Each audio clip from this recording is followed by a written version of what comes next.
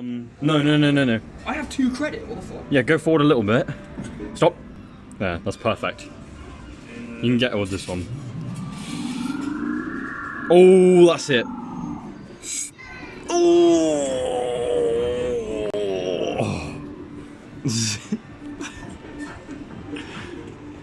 Oh, nothing. No. No way. Wait, I'm on the Himiko YouTube channel? What? How long has it been? It's been not that long, actually. Let me first, before I fucking do anything, I'm not gonna explain the last video on the channel, the diss track I made. What's going on with my eye here, man? I'm not gonna explain that. It's there. Enjoy it. It was fun to make. That's all I'm gonna say about that. But today, we're doing another T-Fits video. Let's fucking go. Who's excited? I am. And this one, I'm gonna give you guys a real quick warning. This one is pretty fucking bad.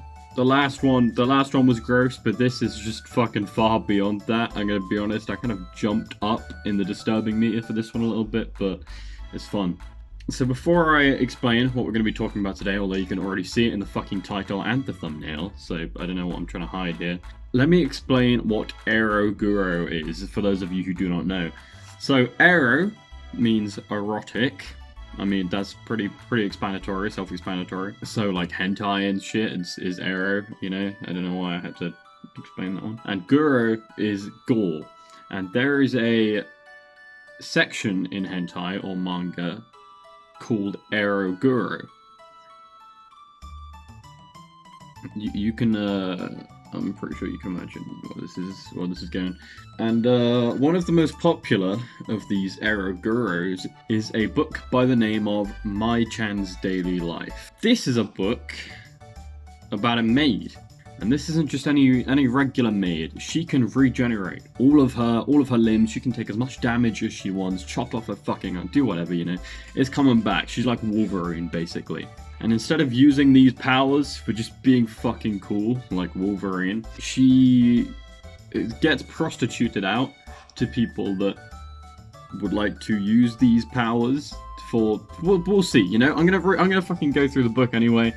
If that sounds a bit too disturbing for you, go ahead and click off. Or, you know, just leave the video on, because I want the views. Dude, this is pissing me off, man. What's going on? Oh, wait, it doesn't matter. So, yeah, if this sounds disturbing to you, that's fair enough, you know, it's a pretty disturbing book, but I just thought it would be funny to make a video on it. I haven't made a T-Fits in a while, so why not? Here we go. So immediately, when the book begins, you are greeted to some delightful images. They're fabulous, they're amazing images. Everyone and their daughters should see these. And chapter 1 immediately begins with a quote. That quote being, "Perhaps if you had a young girl to do with as you pleased, what would you do?" There it is. This is followed up with an immediate sex scene, which we're going to be seeing a lot of, by the way, because this is Ero Guro. And this one includes a spiked dildo, which does exactly what you'd expect a spiky dildo to do. Damage. Then our perpetrator whips out a fucking cutlass and cuts Mai-Chan in half. And this is when we learn that Mai-Chan cannot die. Which is, you know, that's pretty badass, but a fucking cutlass, to be honest with you, but you know, it's pretty epic. And we see a scene of Mai-Chan stabbing herself in front of a crowd of people and pulling out all of her organs. Why? I don't fucking know, but it's pretty cool. Is it? Is it cool? After this, we then get taken to the mansion where Mai-Chan works. We get the absolute pleasure of meeting Kaide. I think that's how it's pronounced. I'm going to keep calling her Kaide, who is basically the woman behind everything in this story. She runs the mansion, she's the one who tells Mai-Chan what to do, and she's into some pretty fucked up stuff, as we will learn later on. She stomps the fuck out of Mai-Chan until she looks like roadkill, and then puts chicken on her. Is it chicken? I don't know. She puts like a roast fucking chicken on her. I have no idea. But anyway, that chicken heals her. And so this is when we learn that, you know, she heals I don't know what the chicken has to do with it, because she heals later on and there's no chicken there, so I don't know if the chicken was just there for fun, or if she, like, absorbed it. I don't know. A couple pages later, we get another sex scene, shock horror. In this one, Mai-Chan gets set on fire. That's all I can say, really, to be honest. The scene changes, and Kaide is sat atop a cage. She then tells Mai-Chan that she has a pet that needs taking care of. Mai is excited about this and is eager to greet her new best friend, who is not a cat, not a dog, but a girl named Siren. Siren has no arms, no legs, and cannot speak. Yeah, her pet is a girl with no arms and legs, who is also mute, so, you know, Mai-Chan's daily life. Mai-Chan is freaked the fuck out by this and falls over, understandably. Then Kaide leaves the room, but before that, she tells us one more thing. Siren's diet is to consist of Mai-Chan's own flesh. And obviously, Mai thinks this is weird as fuck, and just tries to cook her some burgers. But is immediately stabbed in the head by Kaide, who reiterates the fact it has to be Mai-Chan's flesh. Fantastic. So, she immediately sticks her arm into a meat grinder, before cutting it off, for some reason. I just don't fucking know why she would cut it off, then put it in the meat grinder, but, you know, that's what she does, for some reason. And proceeds to scream about how much it hurts. It's her fault. And she makes burgers with the arm meat that she just grinded. But Siren realizes it's arm meat, and does not eat it, obviously. Why would you? So a group of men walk into the room, and Kaide says that she'll just keep making more food until Siren eats, and this means Mai is going to get more and more sliced up until Siren eats the food that's being prepared for her. And this includes getting her boobs cut off, and I can't speak. This includes getting her tits cut off and then blended into a smoothie. It's a pretty goofy book. Eventually, Siren eats, thank God. So yeah, she eats, and Mai-Chan decides to go shopping for her, for Siren. And eventually she gets spooked because, you know, why fucking not at this point? It's Mai-Chan's daily life, huh? And we see a few panels of this, but then the manga remembers its guru, and out of nowhere, a fucking tiger jumps in from the middle of the road and just eats the shit out of everyone. This manga's fucking weird. And now, to remind you guys, I had to read this entire thing twice, because I read it once and I was like, I want to make a video on this, and then I had to read it again in order to write my script, so I've read this twice. Anyway, we get another guru sex scene. Mai-Chan gets stabbed up a little bit, as per usual, and sadly, Siren also got dragged into this scene too, and ends up getting stabbed in the eye, killing her, because she's not invincible like Mai. I'm not gonna lie, this bit was pretty sad, actually. At this point, Siren was like Mai-Chan's only friend. Even if it was only for a little while. When reading the manga, you can tell how much Mai-Chan actually likes Siren. So seeing how upset she gets when she's taken away from her is pretty upsetting. She also has to sit there and watch Siren's body decompose, but, you know, we're not going to talk about that. Anyway, after all that, we get introduced to a new character. Kizuna. Not Kizuna-ai, but just Kizuna, like a little boy, a little guy, who is supposedly Mai-Chan's little brother. And I'm going to warn you, this is where the manga begins to get a little bit more deranged, a little bit more fucked up, if I do say so myself.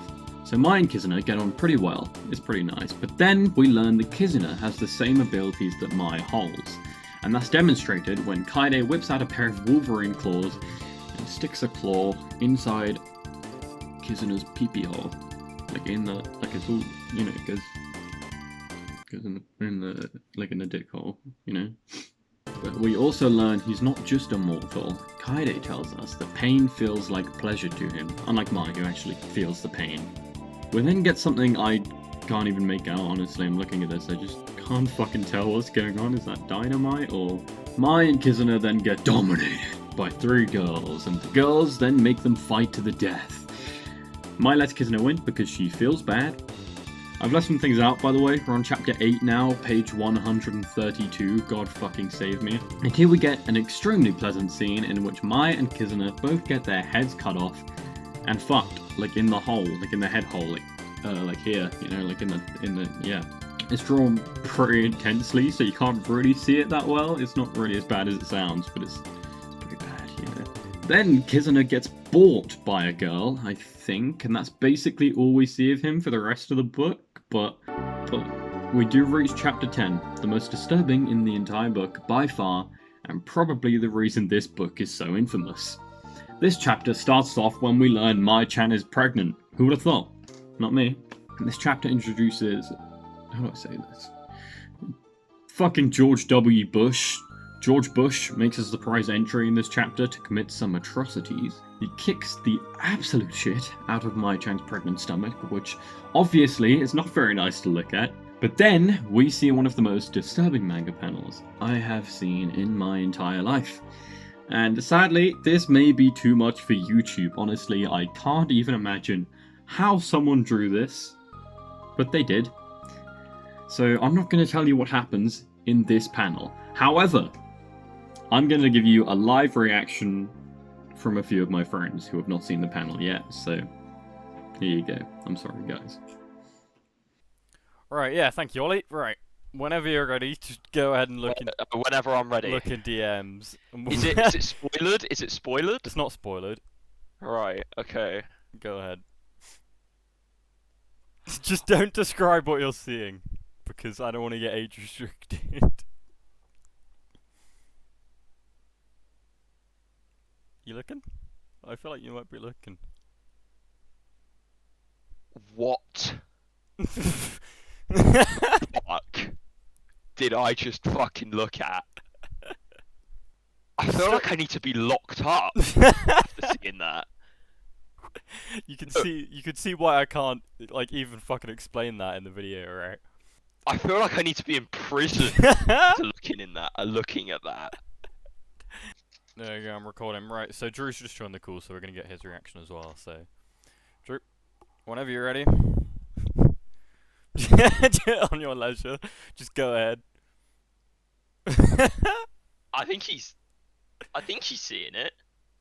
I think he's reading it. I think that's what he's doing. Yeah, I think he's giving it a read. He's thoroughly reading what he's just looked at. Yeah, nah. Nah. Yeah, nah, my eyes hurt after seeing that. Hope you guys enjoyed that. After that scene there, Kaine gets poked in the eye pretty fucking hard by George Bush, and then ganked. Oh yeah, then George Bush puts Mai's baby in a blender, because why not? And Mai is not too happy about it and goes to fucking fight George Bush. Doesn't end for a while, and it really looks like Mai-Chan is gonna lose this one. That is until Kaede clutches the fuck up, stabs George Bush in the head, making him brain dead, and eventually making him give up his presidency. With that, the book just ends, but not without a conclusion. Kaede shows us Mai-Chan can die, and that's by destroying every cell in her body. She does this by putting her into an oven and burning her. The end. That was 197 pages of bullshit that I had to read twice.